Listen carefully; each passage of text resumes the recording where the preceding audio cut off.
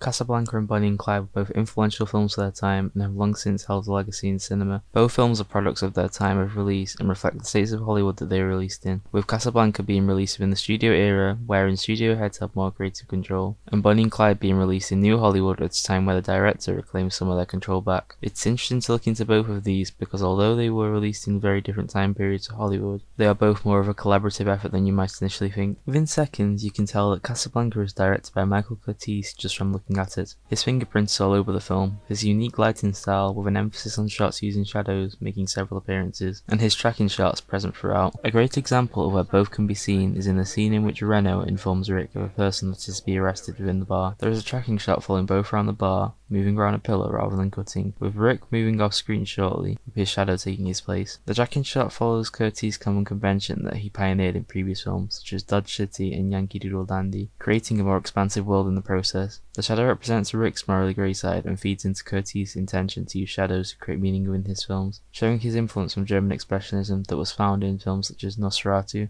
Furthermore, as well as directing, Curtiz actually added to the film in terms of what some of the scenes were actually about, something uncommon for the time. He claimed that he wanted the film to focus on the shady emigres present in Casablanca, as, due to making countless attempts to save his family during the Holocaust, he had met these emigres and wanted their inclusion within the film for realism's sake. An example of where this contribution can be seen is during the opening scene. A waiter warns a husband and wife of vultures that are everywhere within the city and tells them to stay safe before leaving, with the husband noticing shortly that his wallet has disappeared. This scene establishes the importance of these emigres early on, and the mention of vultures being everywhere adds a sense of irony and self-awareness to the character, forcing them to acknowledge the nature that they are bound to within the city. Casablanca was something of a passion project for Jack Warner, who wanted to make a film that showed his support towards the war effort. After the rights were bought by Hal Wallace in January 1942, Jack Warner had the film shot, edited and released in 12 months, with the initial premiere being held 10 months after the rights were purchased. Being a studio head and one of the Warner brothers mentioned in the company's name, Jack had a great deal of influence within the company and generally made a lot of the big decisions from the film's greenlighting to its release, with Casablanca being no exception. A scene that best represents his influence on the film is the La Marseillaise scene. Within the scene, Victor Laszlo acts in rebellion against the Nazis by playing the French national anthem over theirs, and triggers an uprising from the crowd, who sing with passion, shown in close-up to emphasize their emotion during this.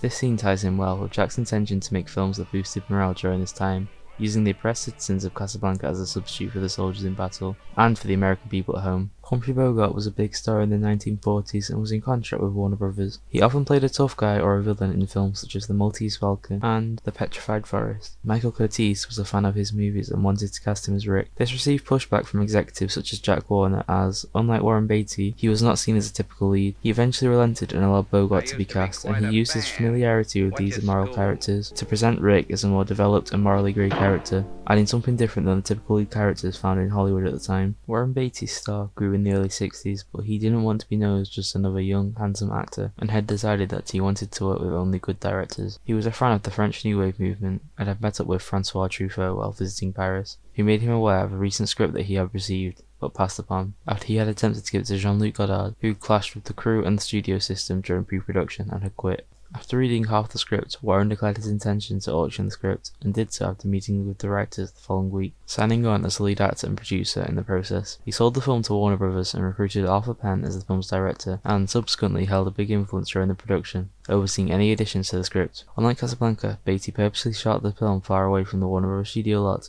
partially for realism's sake, but in actuality so that Jack Warner could not interject to any parts of the production and his control could not be revoked. A scene that showcases his influence on the film is in the Loverboy sequence. During this scene, it is heavily implied that Clyde does not want to sleep with Bonnie due to being impotent, but this wasn't always the case in the script. Originally, Clyde was written as being bisexual, and him and Bonnie were to have a joint lovemaking scene with C.W. Moss. This was changed, however, and it is largely believed that Warren Beatty did not want to play a character like that. Arthur Penn's influence on Bonnie and Clyde can also be felt, albeit in more subtle ways than Curtiz on Casablanca, such as his knack for violence being similarly prevalent within the film. This is most evident in the final scene in which Bonnie and Clyde are killed. They aren't just murdered with a single bullet, they are eviscerated, destroyed by a storm of bullets from multiple people. Even disregarding the scene's impact at the time, it's still a shocking scene when viewed today. Penn claimed that he didn't want to do this film, but saw the scene as it is now in his head, and that was what brought him on, and it makes sense as to why. His critical look at America, another staple of his work, is also featured in the film, in scenes such as Bonnie and Clyde's encounter with a family that has been evicted from their house by the bank. They instantly feel sympathetic towards them and give the father a gun to shoot the bank sign, with the scene drawing parallels between the supposed criminals of Bonnie and Clyde and the morally dubious acts of the bank. Penn clearly takes an anti-establishment establishment stance within the scene, which focuses influence from the films of the French New Wave that acted more as counterculture. One of the biggest contributors to the unconventional style of Bonnie and Clyde was Dee Allen. The film's iconic, kinetic, yet occasionally contrastingly understated editing style was done by her, with her also taking some inspiration from the French New Wave for good measure. This is seen in the film's use of jump cuts, quick cuts, short reverse shots, and cross-cutting. The unique editing style is seen throughout, such as in the opening scene when Bonnie and Clyde first interact through short reverse shots, and the space within the film is played with through a jump cut, with the conversation moving from Bonnie Street to the town centre in an instant. The final scene, as mentioned earlier, is the film's most infamous, with the editing only accentuating the shocking nature of it. The final short reverse shot acts as a callback to the earlier, quieter scenes in the film, emphasising the pair's ultimate sense of love and humanity, briefly seeming hopeful before they are murdered. The slow motion shots of them being ripped apart by the hail of bullets shocks the audience by forcing them to witness their doomed fate and showcase the brutality of it. The quick cuts to different shots of guns being fired add a sense of recklessness and makes the act seem excessive, especially to the audience that spent nearly 2 hours with the pair. Interestingly enough, the edit was actually somewhat of a collaboration in a different sense than the assumed one, with Francois Truffaut having an influence in this department, something echoed throughout the other departments. David Newman and Robert Benton, the writers of the film, were big fans of the French New Wave movement and sent their script to him, which he read and subsequently made some additions to. One of these was breaking down the scenes within the script and showing how time and location could be played with during these scenes for a mix of jump cuts and associative editing. The most memorable scene to do this is during the story of Bonnie and Clyde. The scene begins with Bonnie telling Clyde about her story that she is writing, and upon reading 2 lines she is interrupted by Clyde asking whether she thinks that the newspaper will print it. She continues and the location shifts partway through to someone reading it, showing that she did in fact send it, before cutting again to her and Clyde reading it in the newspaper. He's overjoyed and finally sleeps with Bonnie, with his implied impotence seemingly cured, and a montage begins, cutting to a town centre with a tracking shot across a series of signs that appear in jump cuts, before stopping on the father of C.W. Moss, and cutting back to Bonnie and Clyde, back at their picnic.